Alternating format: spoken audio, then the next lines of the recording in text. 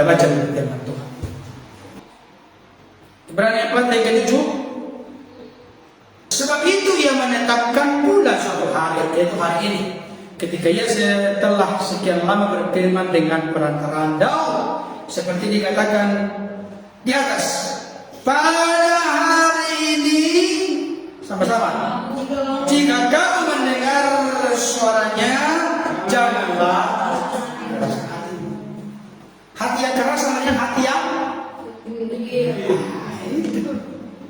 buang hati yang degil, itu sangat berbahaya. Hati yang perlu kita miliki adalah, mari buka Mazmur 51 ayat 19. Korban sembelihan kepada Allah ialah jiwa yang hancur, hati yang patah dan remuk, tidak akan kau pandang hina ya Allah. Jiwa yang hancur itu atau hati yang patah dan remuk itu bukan berarti jadi sesuatu yang negatif maksudnya. Tapi jiwa yang hancur, hati yang patah dan remuk itu adalah hati yang memiliki keterbukaan dan kerelaan untuk berubah dan diubah. Tak kau pandang hina ya Tuhan ya Allah. Berarti kalau jiwa yang hancur, hati yang patah dan remuk, dipandang apa oleh Tuhan? Tidak akan kau pandang hina. Lawannya apa? Dihargai dan dianggap mulia oleh Tuhan. Hati yang apa?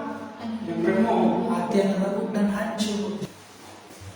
Itulah yang dimiliki oleh satu jemaat dan kisah para rasul, sehingga mereka menjadi orang yang baik hatinya. Mari kita lihat ini. Ingat saya ayat ini sebagai penutup. Kisah para rasul 17 ayat 11. Kita baca sama-sama dua ya. Orang-orang Yahudi di kota itu, di kota mana? Ayat yang 11-10, Berea maksudnya. Berea ya. Dua ya. Orang-orang Yahudi di kota itu lebih baik hatinya daripada orang-orang Yahudi di Tesalonika. Perhatikan, orang-orang Yahudi di kota Berea lebih baik hatinya dari orang-orang Yahudi di kota Tesalonika. Kenapa? Karena mereka menerima firman itu dengan segala kerelaan hati, dan setiap hari mereka menyelidiki kitab suci untuk mengetahui apakah semuanya itu benar dan benar. Ada dua bagian. Kenapa orang-orang Yahudi di kota Berea lebih baik hati dari orang-orang Yahudi di kota Tesalonika? Pertama, mereka menerima firman dengan segala kerelaan hati. Kalau kerelaan hati lawannya hati yang jangan lupa tadi. Segala kerelaan hati menerima firman, itu lawannya adalah hati yang degil, hati yang keras, hati yang sepele, hati yang tidak suka nasihat. Dan kedua, dan setiap hari mereka menyelidiki. Yang menyampaikan di sini adalah Paulus dan Silas.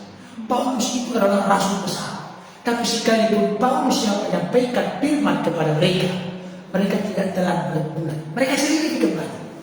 Kalau bahasa kitab Yosua dan Mazmur berkata, merenungkan Taurat itu siang dan malam. Direnungkan kembali.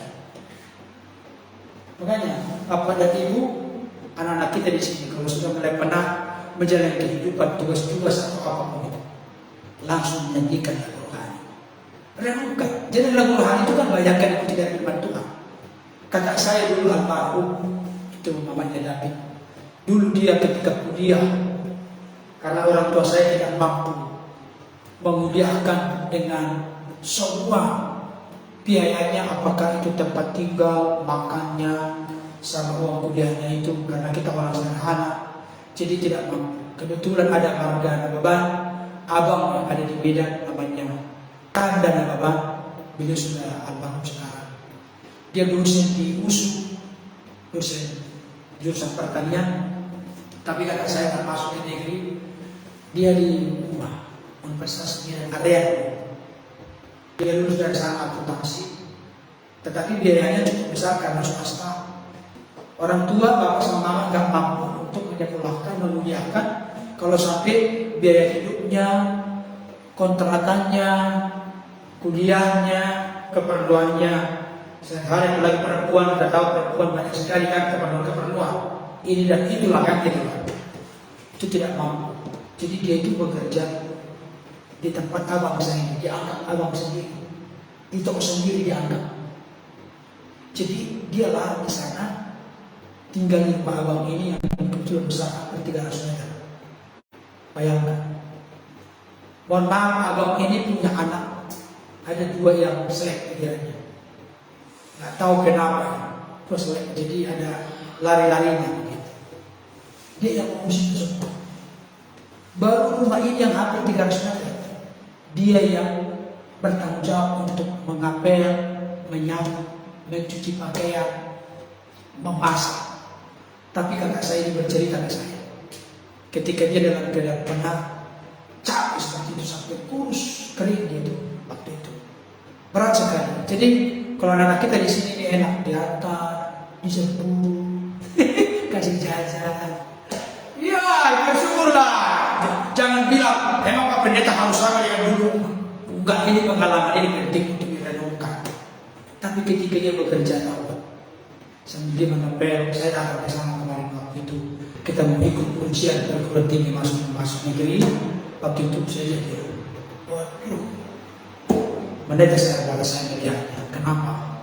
Karena pakaian seperti pembantu. Pendek lagi, kurus. Tapi dia bercerita ke saya.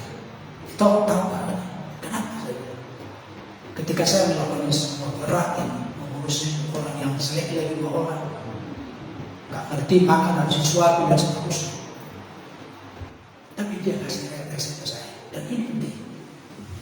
Ketika sudah mulai dongkol, marah dalam hidup ini, mulailah naikkan syukur. Jadi dia menyanyi sambil menyanyi. Betapa baiknya Engkau Tuhan, kasih-Mu tiada berkesudahan. Sambil menyanyi dia, menyanyi sambil mengerjakan. Dia nggak sadar sudah selesai semua. Ini penting. Betapa baiknya Tuhan itu ada di depan Tuhan. Bersyukurlah kepada Tuhan sebab Dia baik, bahwasanya untuk selama-lamanya kasih setianya. Jadi mewarnai hidup kita ini dengan pujian, dengan syukur, dengan mengingat, menghayati, merenungkan firman. Hal itu akan membuat hati kita semakin terbuka kepada Tuhan. Ingat kalimat ini untuk menumbuhkan kasih kita yang murni kepada Tuhan. Caranya, ingatlah kasih Tuhan yang besar. Hanya orang-orang yang memiliki hati kecil, orang itu tidak menyadari kasih Tuhan yang besar kepada dia. Apa kasih Tuhan yang besar kepada dia? Dia rela meninggalkan surga yang mulia. Dia datang ketika kita dunia yang penuh dengan dosa ini. Dia tidak hanya datang, tapi dia rela mati di kayu salib. Galatia 3:13, terkutuklah dia yang tergantung di kayu salib. Orang-orang suara kita di luar Kristenan, masa menyembah Tuhan yang terkutuk? Dia nggak ngerti kenapa Yesus rela terkutuk untuk menebus hidup kita dari segala kutuk dosa. Dia rela lakukan semua bukan demi dirinya. Dia rela menanggung dosa itu, bahkan dianggap seperti orang berdosa kalau tidak berdosa. Demi kasihnya dia cucurkan darahnya yang suci agung mulia. Dia dipaku tangan dan kakinya, dimahkotai duri dia sepanjang Via Dolorosa perjalanan sampai Salib Kristus, sampai Bukit Golgota. Dia dicambuk, beberapa kali jatuh, meninggal, salib itu. Semua dia lakukan, semua dia kerjakan, bukan demi dirinya, tapi demi dirimu, demi diriku, demi kita semua. Nah sekarang, masihkah kita tetap memelihara, merawat, menjaga dengan sempurna hati yang degil? Oh tidak. Bapa di surga melalui firman-Nya, Dia rela merendahkan hatinya, merendahkan dirinya, demi dirimu, demi diriku, demi kita yang layak dihukum, dimurkai Tuhan, ditempatkan di neraka api jahanam yang kekal. Tapi karena kasih-Nya, karena Dia rela merendahkan dirinya, taat sampai mati di kayu salib. Itu semua demi kasih-Nya. Kenapa kita susah sekali menyerahkan hati kita? Tuhan, kuserahkan hatiku kepadamu. Bentuklah aku, pakailah aku. Aku tidak mau pelihara hati yang keras, karena ternyata itu merusak banyak hal, membuat aku seperti menyembah berhala. membuat aku menjalankan rencanaku sendiri, membuat aku hidup dalam ketidakpercayaan dan keraguan dalam hidup. Murid-murid juga demikian. Sudah mereka lihat, saksikan, mereka alami perbuatan Yesus yang banyak dan besar, diajar langsung oleh Yesus, kata mereka hati tetap begini. Bahkan dari sampai Markus 16 ayat 14. Tahu arti ini? Ketika Yesus menampakkan diri berarti sudah setelah kebangkitan. Bahkan ketika nanti Yesus siap-siap di dalam Kisah Para Rasul pasal 1 ayat yang ke-5 sampai ayat yang ke-11. Di sana murid-murid bertanya, Tuhan, maukah Engkau memberikan kerajaan Israel pada masa kini? Bayangkan, sudah mau berangkat Yesus ke surga. Yang ditanyakan apa? Waktu itu Israel dibawa penjajahan Romawi.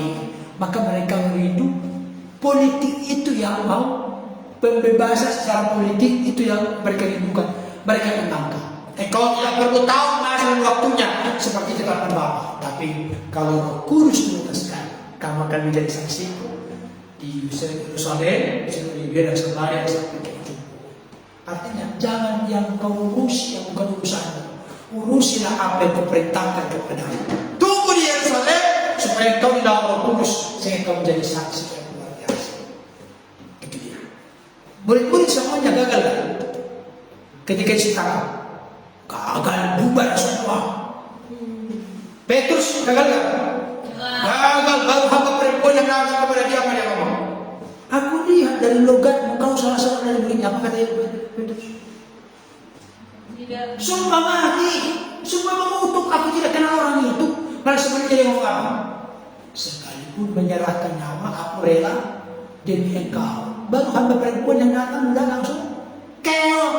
Bayangkan, tapi jangan lupa, kalau semua kocar kacir ketika kembali ditangkap, domba-domba semua kocar kacir dan jalan raya.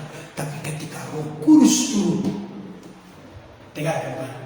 Siapa mati pertama dari murid? Siapa? Hah?